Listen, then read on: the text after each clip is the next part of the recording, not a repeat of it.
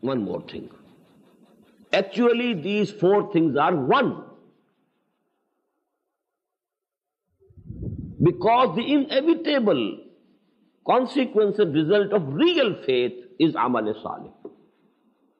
It's impossible that you have real faith, the burning faith, the living faith, the personal conviction, and you don't act according to it. It's impossible. The difference is between the verbal attestation of the faith and the real conviction.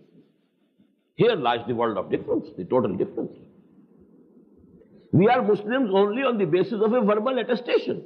We profess, we claim, we testify. Nashhadu an la ilaha illallah wa nashhadu anna Muhammadan Rasulullah. It's a testimony. It's a verbal attestation, nothing else.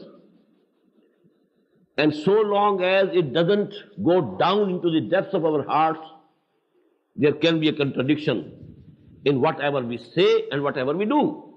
And that is the condition of the most of the Muslims today. Ya ayyuhallazina amanu lima taquluna ma la taf'alun. And why it is so? Walamma yadkhulul imanu fi qulubikum. The Iman has not entered your hearts as yet. It's only on the tips of your tongues or on your lips. قالت الأعراب آمنا قل لم تؤمنوا ولكن قولوا أسلمنا ولما يدخل الإيمان في قلوبكم. Ayah number 14 of Surah Al-Hujurat. But such people are also Muslims because they have testified. Ashhadu an la ilaha illallah wa ashhadu anna Muhammadan Rasulullah. Whosoever utters these words, whether he was Hindu or Parsi or Sikh or Christian, he becomes a Muslim immediately. But Islam is something else, Iman is something else. Iman means yaqeen, conviction.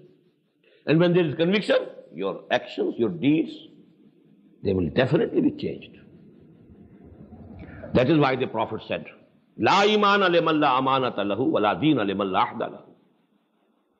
عن أنس بن مالك رضي الله تعالى عنه قال قلما خطبنا رسول الله صلى الله عليه وسلم إلا قال لا إيمان لمن لا أمانة له ولا دين لمن لا عهد له.